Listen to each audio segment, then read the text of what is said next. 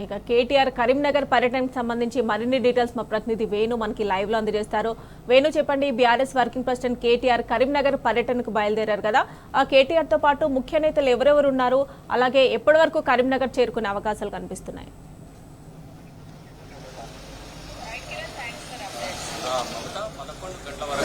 BRS party ముఖ్యంగా ఈ నెల అంటే వచ్చే నెల 27న రైతులతో సంబంధించి కార్యక్రమం ఉంది. వరంగల్లో జరిగేదాన్ని ఘన విజయం చేయాలంటే తప్పనిసరిగా ప్రతి ఒక్కరు కూడా అంటే ఒక గులాబీ దండంతా కదలాలి, కేసీఆర్ ఇచ్చే విలువైన సందేశాన్ని వినాలని ఒక లక్ష్యం. ఆ లక్ష్యమే మరోవైపు చూసుకుంటూ కూడా ఇటు కరీంనగర్ ఉమ్మడి జిల్లా వ్యాప్తం కూడా ఈరోజు ముఖ్య కార్యకర్తల సమావేశం ఉంది. దీనికి ముఖ్య అతిథిగా కేటీఆర్ హాజరు కానున్నారు. ఇప్పటికే స్థానిక ఎమ్మెల్యే మాజీ మంత్రి గంగుల కమలాకర్ దీనికి సంబంధించిన ఏర్పాట్లన్నీ కూడా ఏర్పాటు చేసినటువంటి పరిస్థితి ఉంది. కరీంనగర్ పట్టణం అంతా కూడా గులాబీమయంగా మారిందని చెప్పాలి.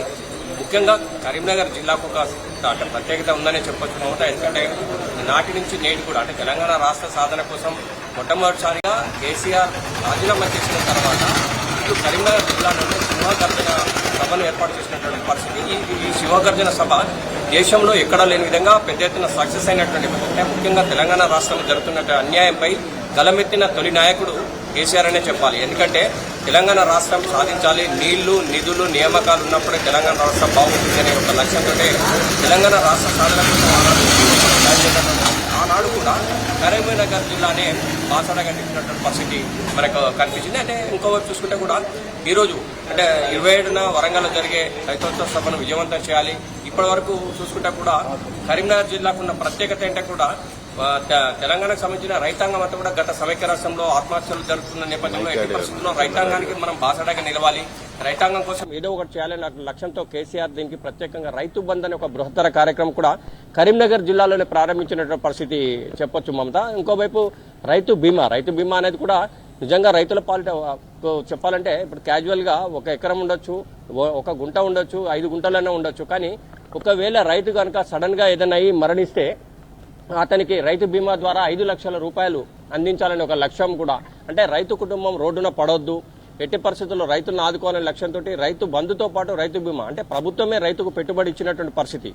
అదే కాకుండా రైతు బీమా సౌకర్యం అంటే ఇప్పటికే పోలీసు కూడా పెద్ద ఎత్తున వచ్చారు. ఇక్కడ కూడా ఎలాంటి సంఘటన జరగకుండా ముందస్తుగా అన్ని చర్యలు తీసుకుంటున్న పరిస్థితి మన విజువల్ ద్వారా కూడా చూడొచ్చు మమత.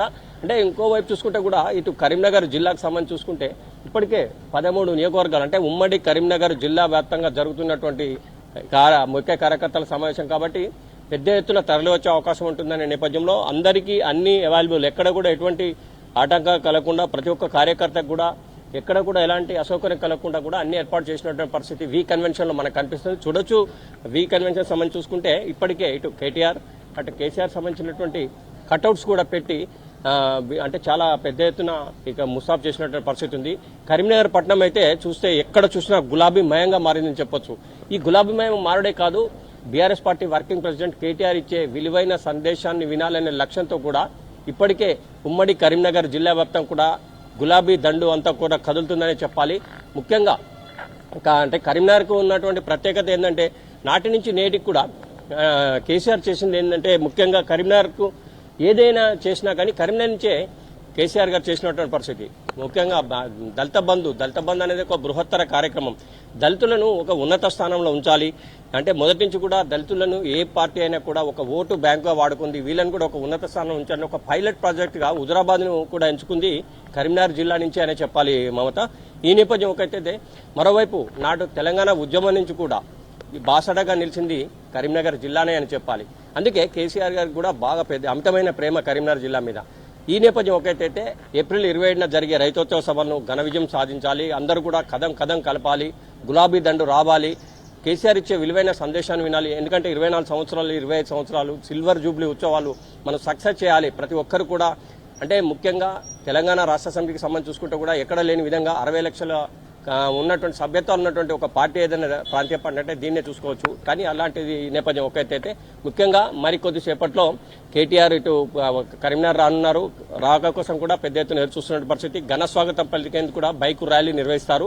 గులాబీ దళపతికి చెప్పిన ప్రతి ఒక్క అంశాన్ని కూడా దానికి ఏ విధంగా చేయాలి ఎట్లా అనేది కూడా ఈయన మన కేటీఆర్ గారు వివరించే అవకాశం ఉంది. మొత్తం మీద అయితే ఇప్పటికే ఈ సభకు అంటే ఈ యొక్క కన్వెన్షన్ హాల్ కు రావడానికి 13 కాన్స్టిట్యూన్సీ నుంచి కూడా పెద్ద ఎత్తున ఉమ్మడి కరీంనగర్ జిల్లా నుంచి కూడా పెద్ద ఎత్తున బయలుదేరిన పరిస్థితి మనకు కనిపిస్తుంది. మరికొద్ది సేపట్లో అంటే ఇంకొద్ది ఒక అర్ధ గంటలో కేటీఆర్ రానున్నారు అని చెప్పొచ్చు. Mamata. Right Venu, thanks for updates.